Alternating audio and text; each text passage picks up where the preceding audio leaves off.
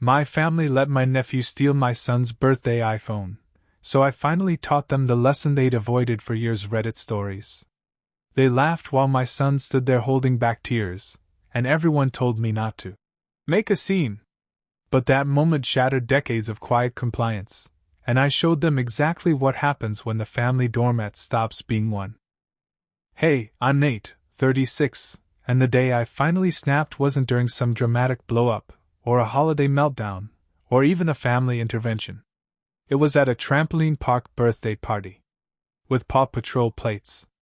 And a 7-year-old trying not to cry while holding a frosting-smeared Lego spaceman. And the thing that pushed me over the edge? An iPhone. A basic starter iPhone SE I bought for my son, Leo, because the kid walks to the bus stop alone at my place and still flinches whenever he hears a dog bark behind him. It wasn't a status gift. It was a safety net. Something to let him call me or his mom if anything felt wrong.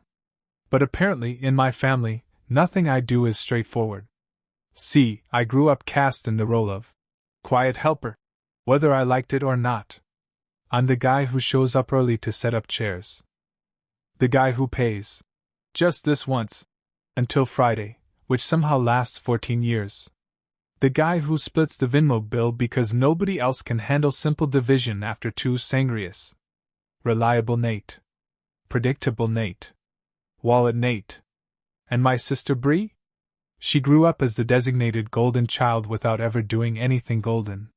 She's 33, single mom, always in some form of crisis, and somehow the universe keeps rewarding her like she's collecting invisible tickets. 2 people rear-end mailboxes in this family. She gets a Hallmark movie speech from mom about senioritis, and I get my Camry keys taken away for a month because I don't respect property. That's the dynamic. So when Leo's birthday rolled around, I did what I always do, handled the details. Sky One trampoline park deposit, $145. 00. Remaining balance, $1,052. 80. Sheet cake from Merritt's, $62. 90. Fruit tray from Costco for the health-conscious relatives who absolutely do not exist, $11. 99. Gift for Leo, $129 plus tax. Bree agreed to help with decorations, which, translated into Bree speak, meant arriving an hour late with a single helium balloon and a ring light because she needed content. Everything was chaos, as usual, but Leo was happy. Sweaty hair under a paper crown, frosting on his lip, exhausted in the best way kids get exhausted at trampoline parks. Then came the present opening circle. Leo reached for the white apple bag gently, like it contained actual magic. And that's when Bree's son Evan, 10, loud, sticky fingers, allergic to not being the center of attention, dove in like a raccoon raiding a dumpster. He tore open the wrapping, flipped the box, held up the phone like Simba on Pride Rock. Mine now! Everyone laughed. Someone clapped.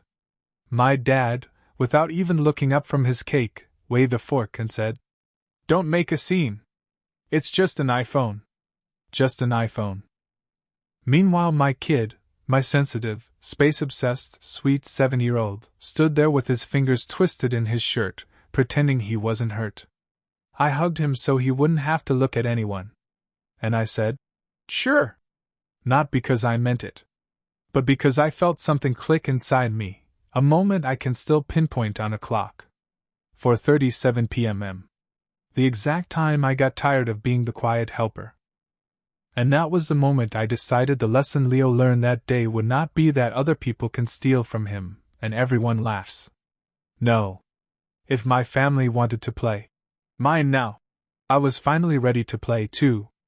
After the party, everyone scattered the way my family always does, fast, loud, and conveniently before the bill arrives. Sky One handed me the little touchscreen payment terminal like it was a newborn I needed to support properly, and there it was. 3 extra pizzas Bree ordered without asking. 2 extra pitchers of Sprite. Surprise. Last-minute headcount change. Fee. Socks nobody wore. Tax tip and venue service recovery. Total, $1,187.36. The teen behind the counter winced. Sorry, they told me your card's the one on file. Of course it was. I signed the screen, tipped out of muscle memory, and watched my bank app drop like a rock in real time.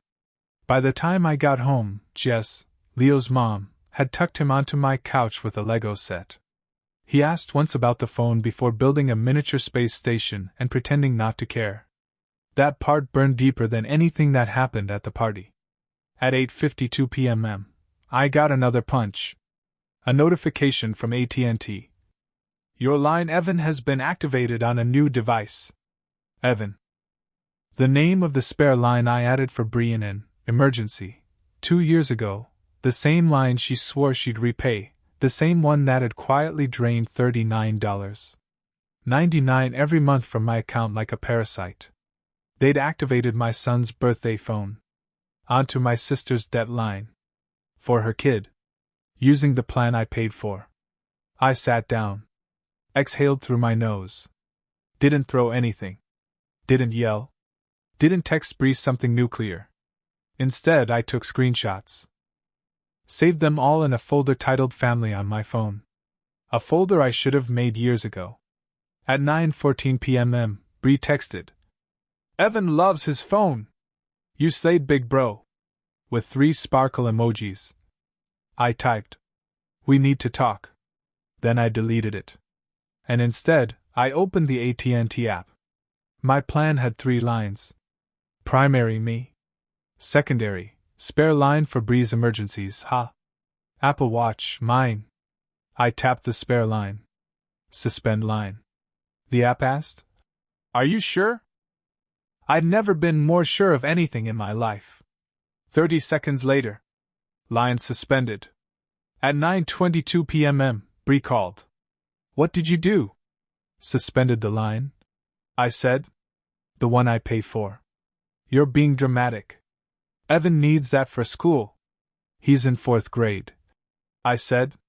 He does not need an $850 stolen iPhone for school. Oh my God, Nate, don't be weird about this. I'm not weird. I said. I'm done. She hung up. Then she called my dad. Who called AT&T. Who, because I once set him as my recovery contact, reactivated Bree's line behind my back like he was the benevolent king of telecommunications. That was on me. So I fixed it. Removed dad. Changed the PIN. Locked the account. Then I pulled up my bank app. Zelle payments, withdrawals, Venmo transfers, everything I'd sent. Just until Friday. January to now, $7,500. That number looked me dead in the face. I realized my family didn't treat me like help. They treated me like infrastructure. Like Wi-Fi. Like running water. Like something that's just there, unnoticed until it stops working. So I decided. I was done being the quiet helper. I was about to teach every adult in my family the same lesson Evan tried to teach my son. Mine now. Only this time? The ownership part was actually true. The next morning, I woke up with a clarity I hadn't felt in years. Not rage. Not spite. Just math. When people treat you like a resource, you don't win by screaming. You win by showing them the spreadsheet. So I made one. By 8:12 a.m., my kitchen table looked like a petty accountant's war room. Printed SkyZone bill. Bank transfer history. Zelle screenshots. AT&T activation emails. The original iPhone receipt. Timestamps. Photo of Leo's crumpled paper crown with a frosting smear.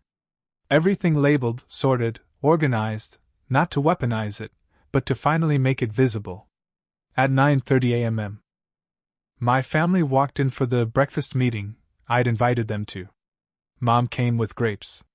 Dad came with excuses. Bree came with sunglasses and attitude, already annoyed.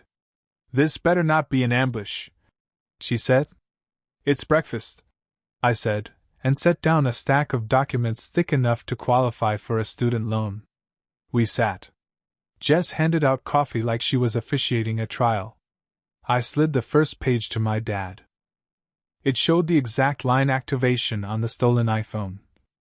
Line nickname, Evan, activated, 5:12 p.m.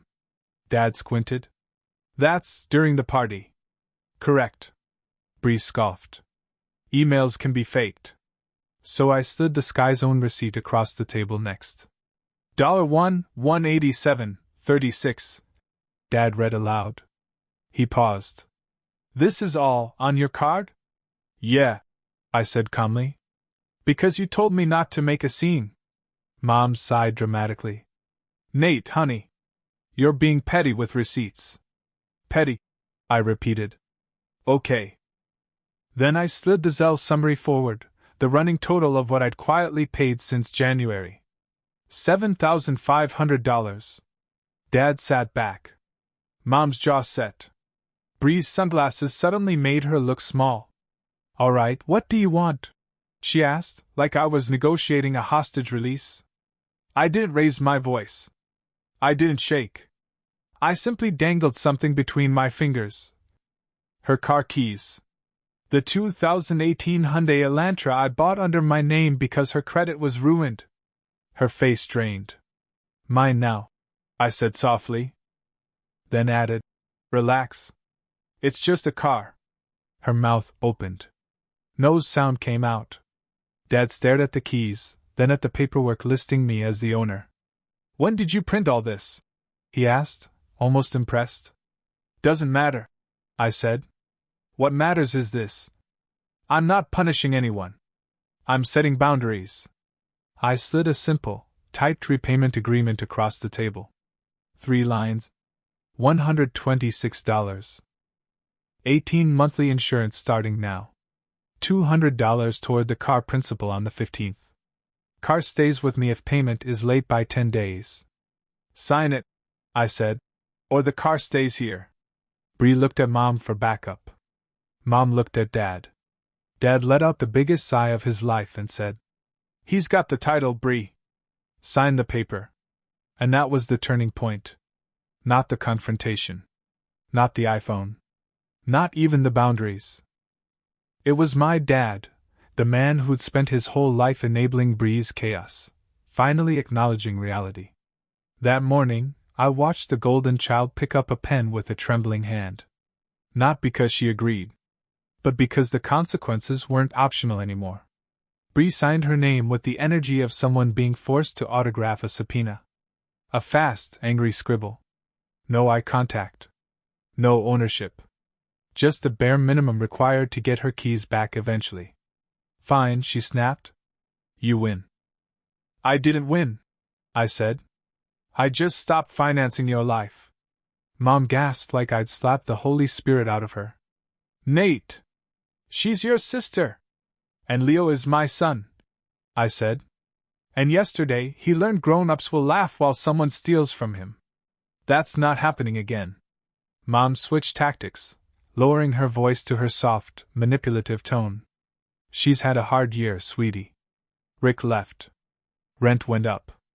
Evan needs stability. I'm giving her stability, I said. Predictable payments. Predictable rules. That offended her more than anything else. Jess refilled her coffee slowly, watching like this was a National Geographic documentary titled The Birth of a Boundary. Then Bree crossed her arms. What about the phone? She said. Evan already set it up. His contacts are in it. He downloaded his school apps. You can't just take it now. I held out the activation printout. It was never his. You can't prove that, she said. I slid the original Apple receipt across the table. Bree's shoulders drooped. But he thinks it's his. That's unfortunate, I said. He can think again. She let out a bitter laugh. Can't believe you're doing all this over a toy. So I said the thing that shut down every argument in the room. At 4:37 yesterday, Leo looked at the floor and pretended not to cry. This isn't about a toy. It's about the moment everyone here told him he didn't matter. Silence. It hit like a hammer. Dad cleared his throat. So what happens now? I listed it quickly, like reading off assembly instructions. Phone returned or paid back in full by Friday. Spare line permanently removed from my plan. Car stays with me until insurance is caught up. No more group bills on my card. No more. Just until Friday. Money transfers. Bree threw up her hands. I'll just Uber everywhere. Great, I said. Save your receipts. We'll add them to the budget. Jess choked back a laugh into her mug. Mom slammed her hand on the grapes bag. You embarrass your sister. I stopped subsidizing her. I said. There's a difference. When she opened her mouth to continue, Dad put a hand on her arm, gently, uncharacteristically, and shook his head. We raised Nate to be responsible, he said quietly. We should be proud he finally is. That moment right there?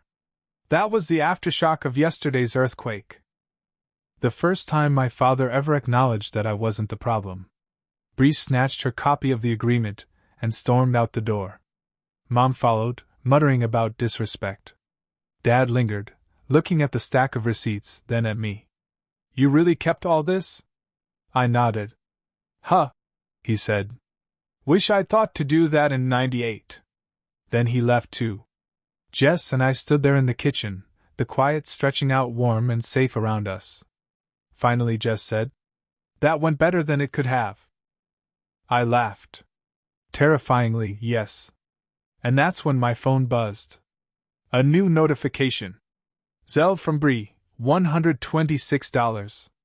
18 insurance. The first payment she'd made to me in years. It wasn't a victory.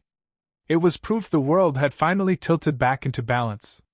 By 11 a.m. that same morning, I was standing inside the AT&T store on 41st, a place that smells like new plastic, old frustration, and broken promises. The guy in the blue polo greeted me with a customer service smile so tired it should have been on workers' comp. How's your day going? He asked. Boundary day, I said. He paused. Then nodded like, yep. Heard that one before. I handed him my folder. He flipped through it slowly. You brought evidence, he murmured. Evidence, I confirmed. 10 minutes later, the spare line was officially removed from my account and reassigned to a prepaid SIM he slid across the counter like a mercy killing. Once it's off your plan, he said, she can't reactivate it through your dad or anyone else. Only the account owner, which is now you alone, has authority. Perfect, I said. Then I drove to Apple. Because Bree had tried reporting the stolen iPhone as lost to keep it locked, a move so petty it almost earned my respect. Almost. The Apple rep asked for proof of purchase. I handed over the time-stamped receipt from Leo's birthday morning. I kept my voice level, steady, unbelievably polite, which somehow made the situation feel even more official. After a few keystrokes, the rep said, Okay, it's removed from lost mode. You'll be able to reset it and pair it with the correct line. Correct. The only line that mattered. Leo's. When I walked back to my car, I looked at the passenger seat where Leo's little paper crown still sat. A blue smudge of buttercream on the tip. I snapped a photo. Added it to the family folder. Not for revenge. For record keeping. Next stop home. I parked the Elantra, my Elantra, behind the apartment, placed a printed, Not in use, do not tow sign on the dashboard. Tulsa tow trucks strike faster than lightning, and took a photo of its exact location. Documentation, baby. At 3:03 p.m. Leo hopped off the bus, hair messy, backpack bouncing. He ran up to me holding a shoebox diorama, a space base made from construction paper and pure imagination. Dad! Dad! Dad! My astronaut is riding a jelly bean rover. I ruffled his hair. That white iPhone box was waiting on the counter. He saw it. Stopped. Eyes widened. You got it back? He whispered. We're going to set it up together, I said. And we're going to talk about rules. His whole face lit up like someone switched on a small sun inside him. He chose his ringtone carefully. Chimes, which he said sounded like a polite robot asking for snacks. He called Jess from across the room just to hear the ring. She cried. Of course. Then my phone buzzed. A text from Bree. I need the car for Evan's practice. I typed back. I haven't received June's payment yet. She replied instantly. I sent insurance already. Yes. I wrote. Per the plan, June payment is required before keys are released. Her next message was a 6-second voice note that started with, "Wow wow," and ended with, "You're unbelievable." I saved it to the folder, then turned on Do Not Disturb. At 7 p.m., Mom called. I declined. She texted, "You're taking this too far." I replied, "I'm not available for that conversation." And that was that. Later that night, after Leo fell asleep, Jess leaned against me on the couch. "You okay?" she asked softly. "Yeah," I said, surprising even myself. For the first time in years, I actually think I am. Because once you stop being the family ATM, chauffeur, spare parent, crisis hotline, and emotional punching bag, you don't feel mean. You feel free. Over the next week, the whole family behaved like a dysfunctional weather system trying to figure out which direction the storm should move. Mom oscillated between guilt-tripping voice notes. "Nate, honey, families help each other." And Frosty's silence designed to punish me for breaking character. Dad played Switzerland. Neutral. Careful. Suddenly very interested in lawn updates. Bree, however, went through the 5 stages of financial dependency loss. Denial. "You're not seriously holding my car hostage." Anger. "You're ruining my life." Bargaining. "I can give you $60 now and $40 next month." Depression. A TikTok about #single mom struggles with a cryptic caption. Acceptance. A Zelle ping for $200 labeled Principal. Sent at 11:37 p.m. But before she got to step 5, we had a few memorable moments. On day 3, Bree sent, "I'll report the Elantra stolen." I responded, "Title's in my name. Insurance is in my name. Registration is in my name. I'll send the officer the folder." She stopped responding for 48 hours. On day 4, Dad called with his classic "let's see both sides" tone. "Nate, could you loosen the strings a little? She's under a lot of stress." "So am I said. "I'm just the only one who handled mine." He went quiet. I think that was the first time he'd ever really heard me. On day 6, Mom cornered me through text. "You embarrassed your sister with all those papers. Couldn't you have handled this privately?" I sent back, "I did handle it privately. I didn't shout. I didn't punish anyone at the party. I waited for the morning and showed the receipts." She didn't reply. Because she knew it was true. That same day, I got a message from Bree. "Fine. Can you at least bring the car back for Evan's game tomorrow?" I copy-pasted the line from our written agreement. Vehicle released only when insurance and monthly payment received. 5 minutes later, the notification hit.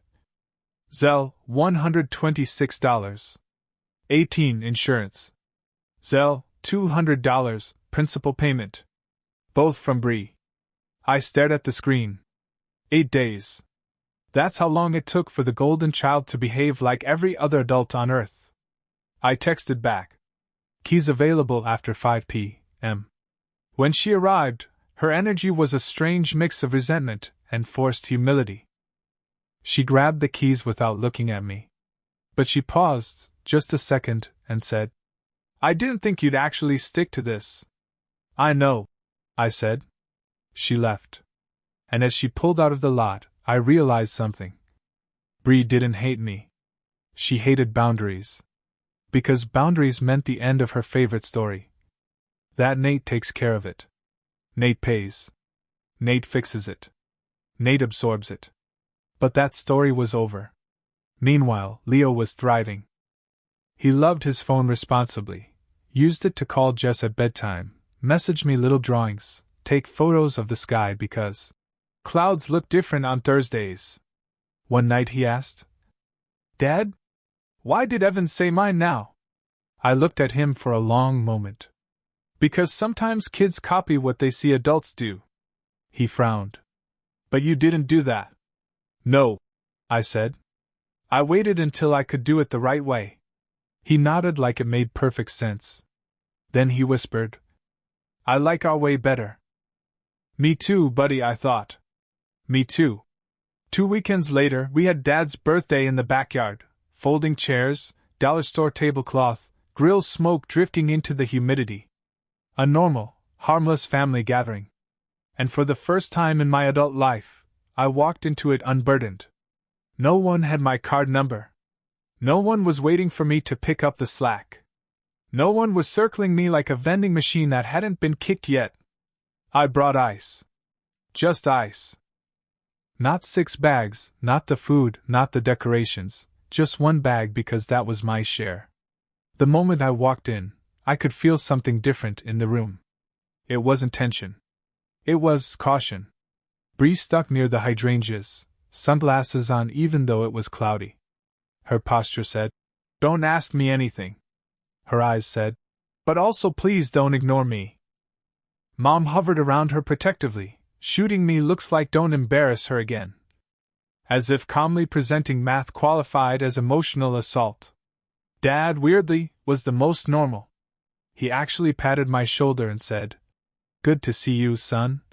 In a voice that didn't imply I was the household credit union. Leo ran straight to the trampoline with Evan. Yes, Evan. The boy who once declared, Mine now.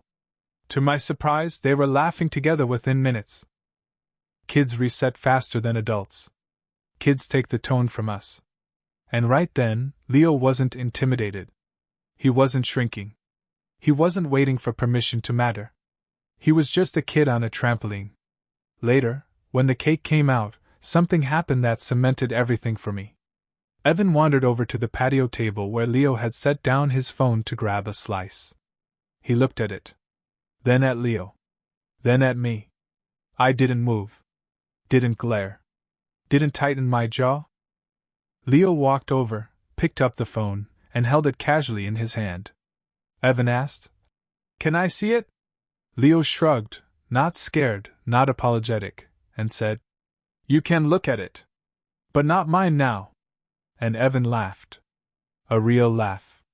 Not the showy one he used at the party. Not the attention-seeking one. A real, normal, human kid laugh. He handed it back without argument. They ran off again like nothing had happened. But something had happened. In that tiny, ordinary moment, Leo proved something I'd hoped for. He didn't learn the wrong lesson at his birthday. He learned mine. He learned the right kind of boundary. After cake, Mom tried one more ambush. She pulled me aside near the grill. You embarrass your sister, she said quietly. No, I said. I clarified what I will and won't pay for. She had a hard year. I've had a hard decade, I said.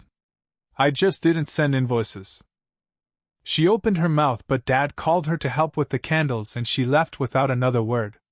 Jess leaned against me, whispering, Proud of you. And for the first time in a long time, I believed it. No guilt. No dread. No internal bargaining. Just solid ground under my feet. And when we left, Leo didn't ask where his phone was. He didn't worry someone had taken it. He knew exactly what belonged to him. And for once, so did everyone else. The Monday after Dad's birthday, I walked into work feeling lighter, like someone had quietly lifted a backpack off my shoulders I didn't realize I'd been carrying since 2009. For years I'd lived in a constant low hum of financial vigilance. Bills, favors, transfers, emergencies that weren't mine, debts that weren't mine, responsibilities that definitely weren't mine. But now, my brain felt quiet. So quiet, in fact, that when my coworker Mike said, Dude, you're smiling, did you win the lottery? I just laughed. No, I said. I just stopped donating to one. Around lunchtime, my phone buzzed. It was Dad. Not a call, a text. You busy? For a man who normally communicates in grunts, That was practically a sonnet. I stepped outside, expecting a lecture or a peace negotiation or some attempt to smudge over what happened. But Dad surprised me for the second time that month. He didn't bring up Bree. Didn't bring up the party. Didn't talk about family feelings or unity or how I should have let things go. Instead, he said, "Your mom's mad, but she'll get over it. She needed a wake-up call too." That floored me. Then he added, "I should have known sooner how much we were leaning on you." This man once grounded me for scratching his truck mirror, and now he was having a moment of clarity in the Lowe's parking lot. I genuinely didn't know what to do with that. "You did what was right," he said. Then, after a beat, "Your sister won't admit it, but she's scared. She's never had to manage consequences." I stayed quiet, letting him talk. "She'll adjust," he said. "Just hold your line. Hold your line." That's the most supportive sentence my father has ever said to me in my 36 years on Earth. And for the first time, I believed he meant it. When I got home that evening, I found Leo at the table working on a worksheet about planets. He pointed at Saturn and said, "This one's my favorite because it looks fancy, but it's actually just regular inside." I laughed. He wasn't wrong. Looked fancy on the outside. Regular inside. Kind of like my family. Then his phone buzzed, a call from Jess. He answered, excited, telling her about his day and his worksheet. No anxiety. No fear of someone taking it. No asking permission to touch something that belonged to him. After he hung up, he looked at me seriously. "Dad," he said, "is Aunt Bree mad at you?" I didn't sugarcoat it. "A little," I said. "But grown-ups can be mad and still learn things." "Did you learn things?" he asked. I thought about that. "I learned that if you don't tell people how to treat you, they decide for you." He nodded solemnly, like a tiny monk. Then he said, "I'm glad you told them." Later that night, while Leo slept and the AC rattled like it always does, a notification pinged on my phone. Zelle. From Dad. Amount $600. Memo. For everything we should have helped with sooner. I sat there a long time staring at it. Not because I needed the money, though it certainly didn't hurt, but because it was the first time anyone in my family acknowledged I'd been carrying more than my share. I didn't respond. I didn't need to. There are some apologies you accept quietly, even if they arrive 12 years late. Bree kept her distance that week. No texts. No calls. No flaming Instagram stories about fake family. Just silence. But silence from Bree is never nothing. Silence is potential energy. Silence means a storm is forming somewhere. I just didn't know yet which direction the wind was blowing. But I was ready now. For once, I knew exactly where my line was. And I wasn't moving it for anyone. Not again. The storm didn't hit right away. It crept in sideways. On Thursday evening, I got a text from an unknown number. "Nate? This is Mrs. Douglas, Evan's teacher. Could we speak?" My stomach dipped. Teachers don't reach out to parents of unrelated children unless something weird has happened, and given the week I'd had, weird was basically my family's love language. I stepped outside and called her. She picked up on the first ring. "Hi, Mr. Carter. I hope I didn't catch you at a bad time." "Not at all," I lied. "Everything okay?" She hesitated. A teacher's hesitation is a particular thing, equal parts diplomacy and dread. "Well," she said carefully, "I wanted to clarify something Evan mentioned at school today." "Great. Here it comes." "He told the class," she continued, "that you took his car and his phone." I blinked. "His car?" "Yes. He said my uncle stole my mom's car and my phone because he's jealous." There was a long pause in which I could hear my own pulse. I took a breath. "Okay," I said gently. "None of that is accurate." "I assumed so," she said, relieved. "But he was upset and the other kids began repeating it, and I didn't want this turning into a bullying situation." God. This poor woman. Imagine managing 30 10-year-olds and the lives of one chaotic family. I thanked her for reaching out, told her I'd handle it, and hung up. Immediately, I texted Bree. Me. Why is Evan telling people I stole his car and phone? 3 dots appeared. Then disappeared. Then reappeared. Then disappeared again. Classic Bree, trying to craft the perfect combination of guilt trip and justification. Finally. Bree. He's 10, Nate. Kids exaggerate. Don't blow it up. I could have let it go. But the old dynamic, me swallowing everything, her skating on every consequence, was dead. Me. You told him that. Own it. 10 seconds later my phone rang. I answered. What is your problem? Bree snapped. You embarrassed me in front of Mom and Dad, took my car, made Evan cry. No, I said. Calm. Flat. I stopped paying your bills. That's the same thing. No, I repeated. It's the thing after the thing. The only reason you're upset is because I changed the pattern. She went quiet. Not the thoughtful kind of quiet, the calculating kind. Then she said, You're making me look like a bad mother. I didn't soften. You did that yourself. I just stopped covering it. Silence again. Then, You don't understand how hard this is. I understand exactly, I said. I've been making it easy for you for years. She inhaled sharply, that wounded gasp she uses when she's about to flip the narrative. But before she could speak, someone tugged at her sleeve on the other end. I heard Evan's voice faintly. Mom?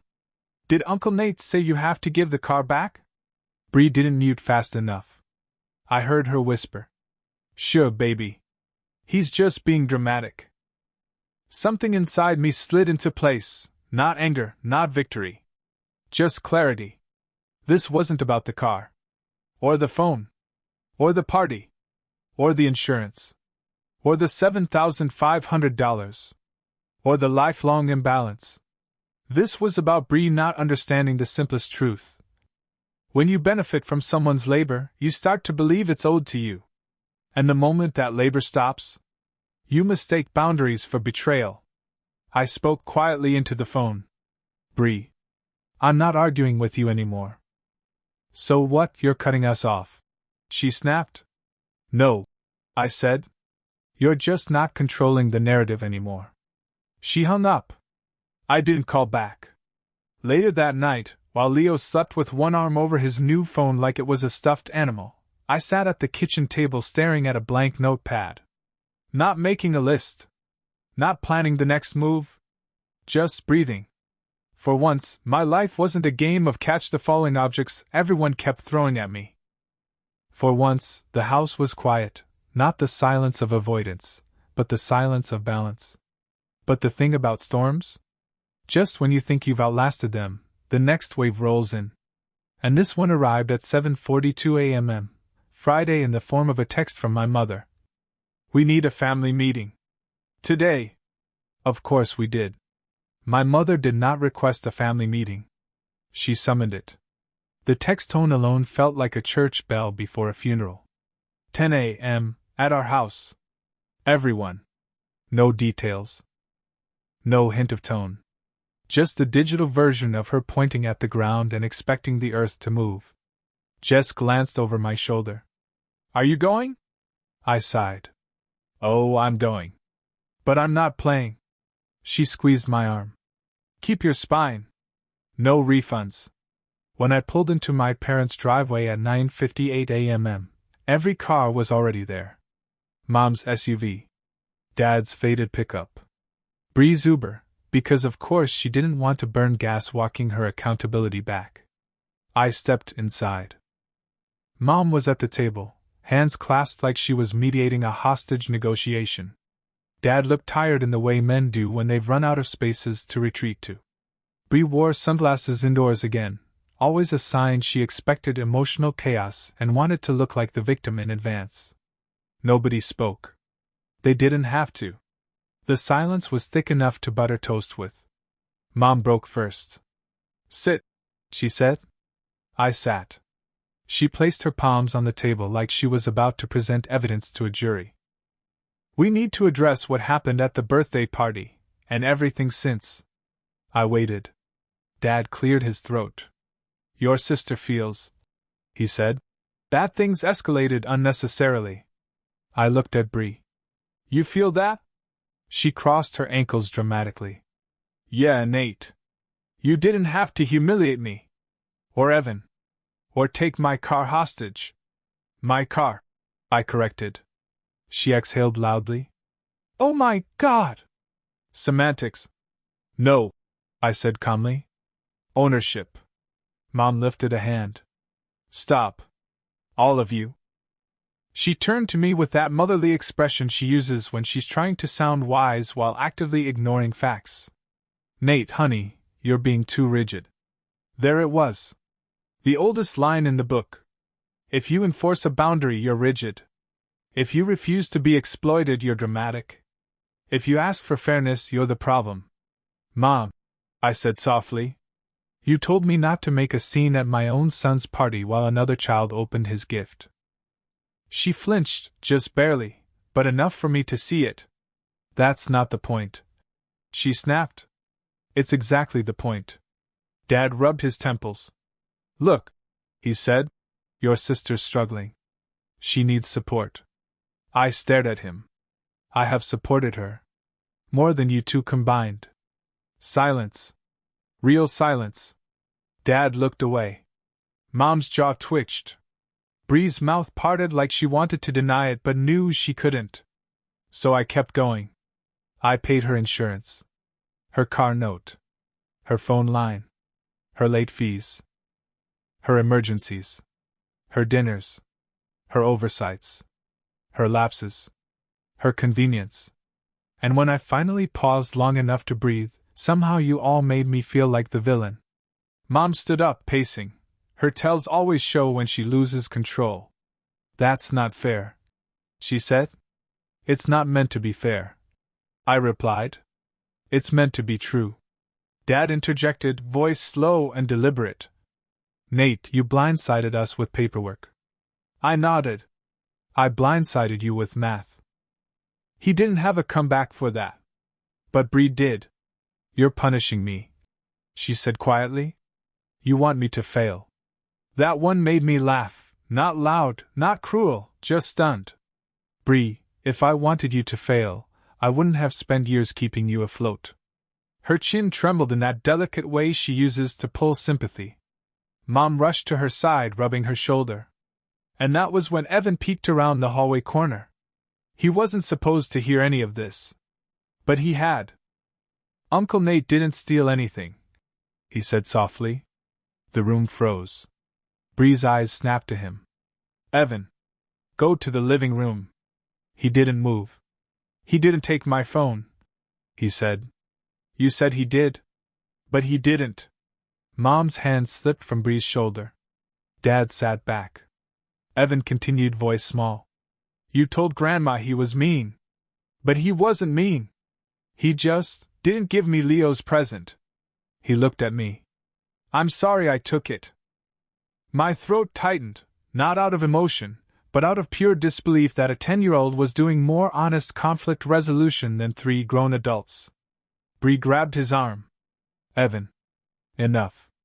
But before she could pull him away, he said one more thing. You said Uncle Nate would fix everything. But he said you have to fix your own stuff now. Bree shut down completely, face blank, lips thin, anger replaced by something far more familiar. Recognition. Not of guilt. Not of responsibility. Of exposure. She stood abruptly and walked toward the hallway, voice cracking. I'm done. She didn't slam a door, but she closed it hard enough for the frames on the wall to shake. Mom rushed after her. Dad stayed sitting, staring at the table like it contained an answer he'd never learned to read. Evan lingered for a moment, then whispered. Sorry. You're good, buddy, I said. It's not on you. He nodded and disappeared. Then it was just me and Dad. He sighed, long, deep, exhausted. I think, he said slowly, We made things too easy for her. I didn't say anything. He rubbed his face. And too hard on you. That one landed heavier than I expected. He looked at me finally, really looked. We didn't mean to, he said. I know, I replied. But it still happened. He nodded, small and ashamed. Your mom will take longer to see it. I figured. You standing your ground, he said. It's uncomfortable. Good, I answered. He cracked a tired smile. That's new for you. Feels new. He stood, patted my shoulder and said, She'll adjust. Eventually. Maybe he believed that. Maybe he didn't. Didn't matter. Because here's the thing. I wasn't waiting for their adjustment anymore. I wasn't waiting for permission, approval, fairness, or validation. I had something better. I had equilibrium. And I had a kid at home who finally understood that what's his is his, and what's mine stays mine, and that nobody gets to rewrite that because it's convenient. Dad walked me to the door. Behind us, Bree cried softly in her childhood bedroom. Mom whispered comforts that were mostly denials. And for the first time in my life, I left a family meeting without feeling like an unpaid employee. I stepped into the sunlight. Boundaries intact. Spine steady. And I knew one thing crystal clear. The next storm would hit eventually. But it wouldn't knock me down anymore. 3 days later, the silence cracked. Not with a fight, with a knock.